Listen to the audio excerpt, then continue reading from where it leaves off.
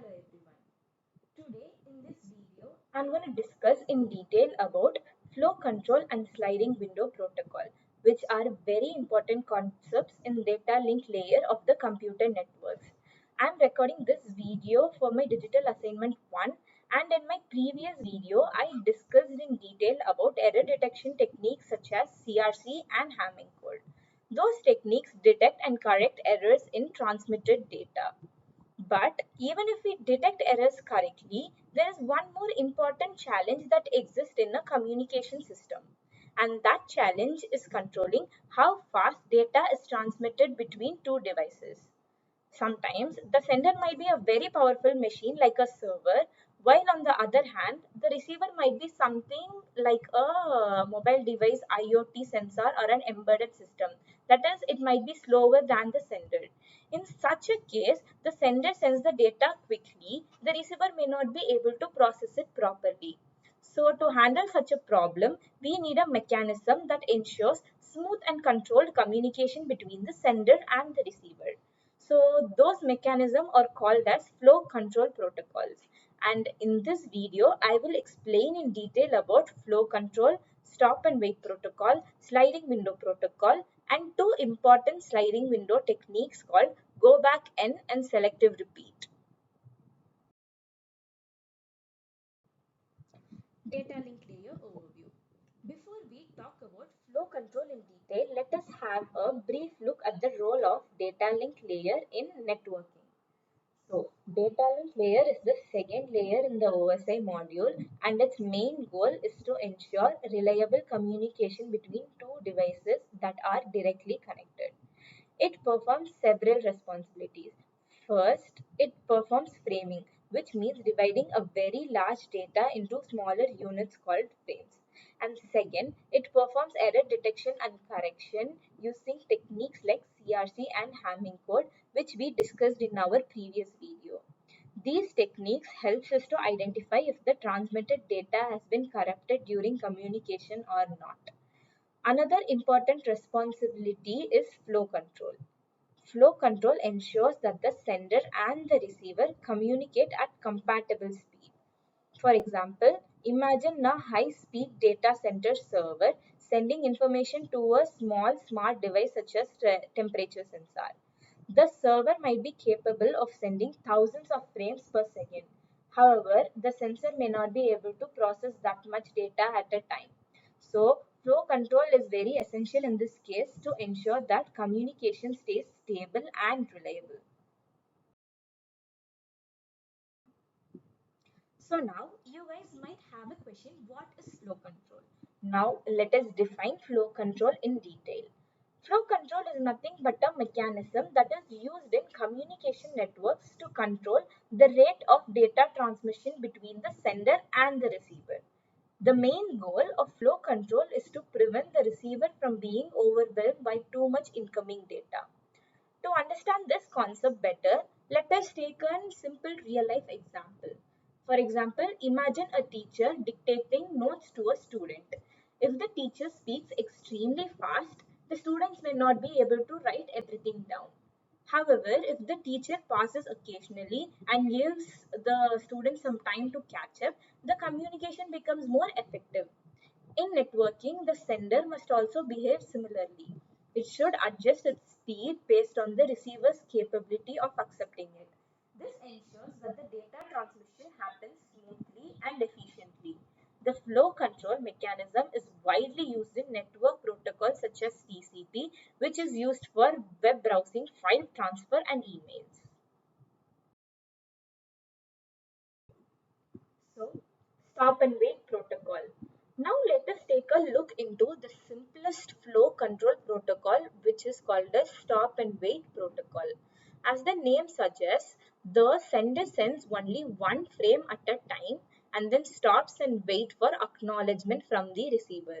Now, if you look into the diagram, you can see that the sender transmits a frame to the receiver. Once the receiver successfully receives the frame, it sends back an ACK, which stands for acknowledgement. Only after receiving this acknowledgement, the sender can send the next frame. So the process becomes something like this. Send one frame, wait for acknowledgement, and then send the next frame. This protocol is very simple and reliable, which is why it is often used in basic communication systems and early networking protocols. However, this simplicity also leads to inefficiency, which we will discuss in the next slide. Let us now discuss about the limitations of stop and wait protocol. Even though stop and wait protocol is a very simple protocol, it has a very major disadvantage. That is, after sending each frame in stop and wait protocol, the sender must wait for the acknowledgement from the receiver before sending the next frame. During this waiting period, the communication channel remains idle, and in networking terms, this means that the available bandwidth is not being used efficiently. Now, imagine sending a file over a long distance network connection. And if the sender has to wait after every frame, the transmission becomes very slow. This problem becomes even worse in the case of satellite communication or long distance fiber network, where the delay between the sender and receiver can be quite large. Because of this inefficiency, more advanced protocols were developed. One such protocol is the sliding window protocol, which improves the performance significantly. Sliding window protocol. Now let us move to sliding window protocol, which is a much more efficient flow control technique compared to stop and wait protocol. In stop and wait protocol, we saw that the sender sends one frame and then waits for acknowledgement before sending the next one. And because of that waiting time, the communication channel often stays idle. The sliding window protocol solves this problem by allowing the sender to send multiple frames continuously before receiving the acknowledgements. Now, if you look into the diagram in this slide, you can see that the sender has a group of frames that it is allowed to transmit. This group of frames is called as window. For example, suppose this window is of size 4, that means that the sender can send 4 frames one after another without waiting for acknowledgement after each frame.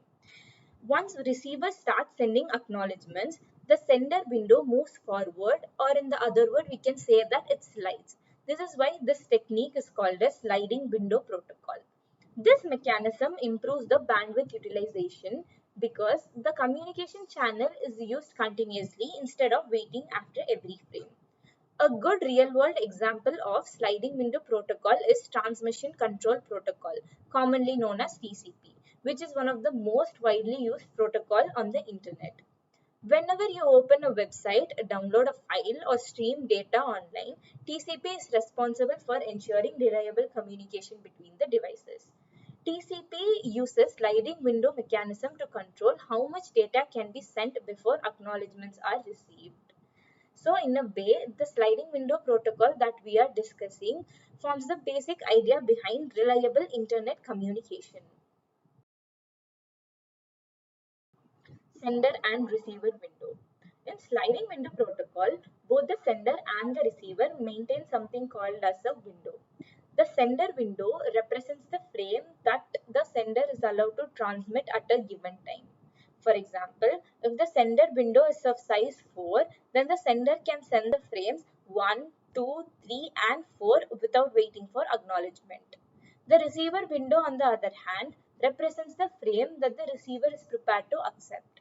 When the receiver successfully receives a frame, it sends acknowledgement, that is ACK, back to the sender.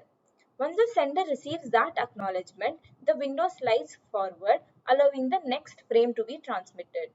For example, if frame 1 is acknowledged, the window moves forward and now the sender can send the frame 5. So the sender window keeps moving forward step by step as the acknowledgements arrive. This continuous movement of the window ensures that the sender can keep transmitting data without any unnecessary delays. You can think of this like a moving queue system. Imagine people entering a bus in groups. Once the first group enters and moves forward, the space becomes available for the next group. And similarly, the sliding window moves forward and allows new frame to be transmitted. This idea makes the communication more efficient compared to sending only one frame at a time. Go back N protocol. Now let us take a look into one of the implementation of sliding window protocol called as go back N protocol. In go back N protocol, the sender can transmit multiple frames continuously without waiting for acknowledgement after each frame. However, there is an important rule in this protocol. The receiver expects the frame in the correct order. If a frame is lost or damaged, the receiver cannot accept the frames that comes after it. Let us take an example. Suppose a sender sends frames 1, 2, 3, 4 and 5. If the frame 3 gets lost during the transmission, the receiver will successfully receive the frame 1 and the frame 2.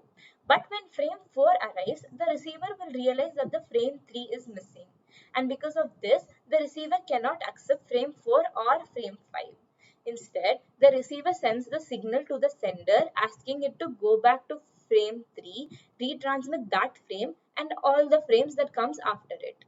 So the sender retransmits frame 3, 4 and 5 again even if the frame 4 and 5 had already been arrived correctly. This is why this protocol is called as go back N, because the sender must go back and reset multiple frames starting from the missing one. This protocol is relatively simple to implement. However, it may cause extra retransmission which can reduce the efficiency. Selective repeat protocol. Now let us take a look into another sliding window protocol called as selective repeat protocol, which improves the efficiency compared to go back N protocol. In selective repeat protocol, the receiver behaves in a more intelligent way. Here, instead of rejecting all the frames that comes after a missing frame, the receiver can store the correctly received frame in a temporary buffer.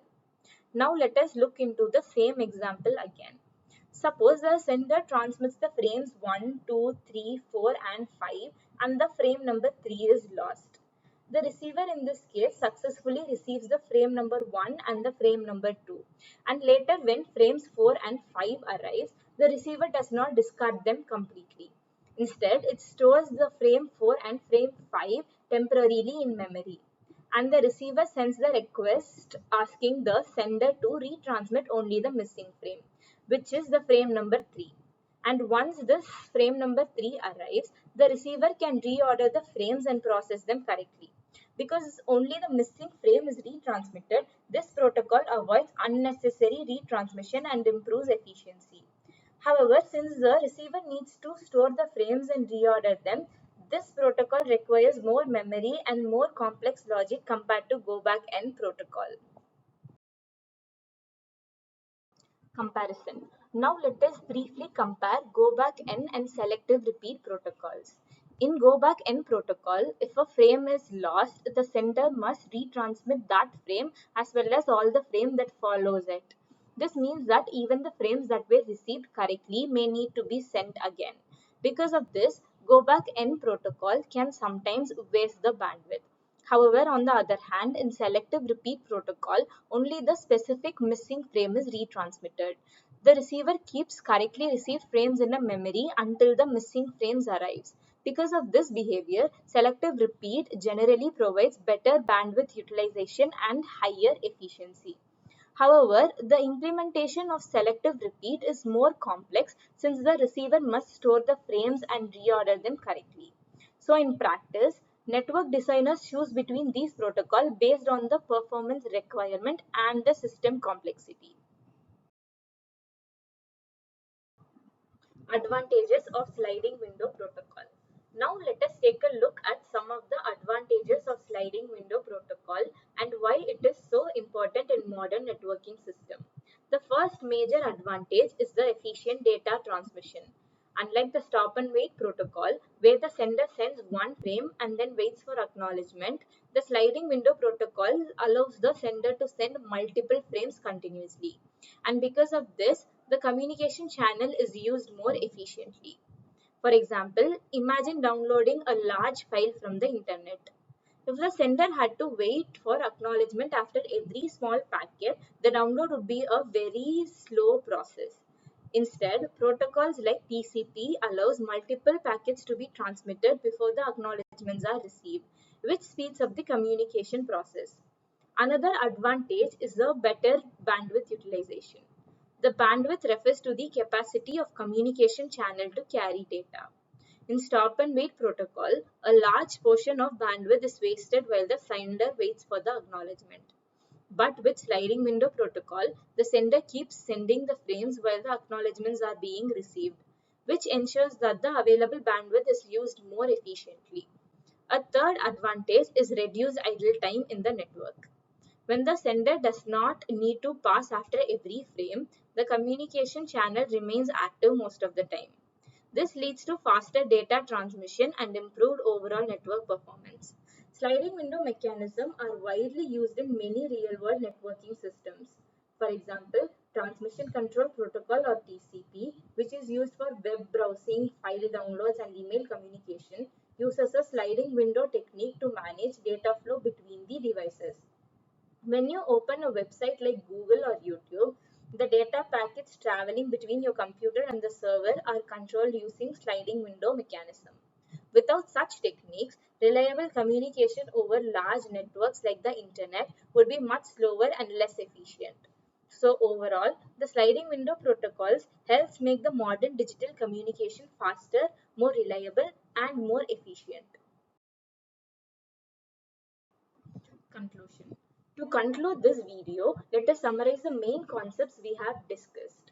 First, we introduce the concept of flow control, which ensures that the data is transmitted at a rate that the receiver can actually handle.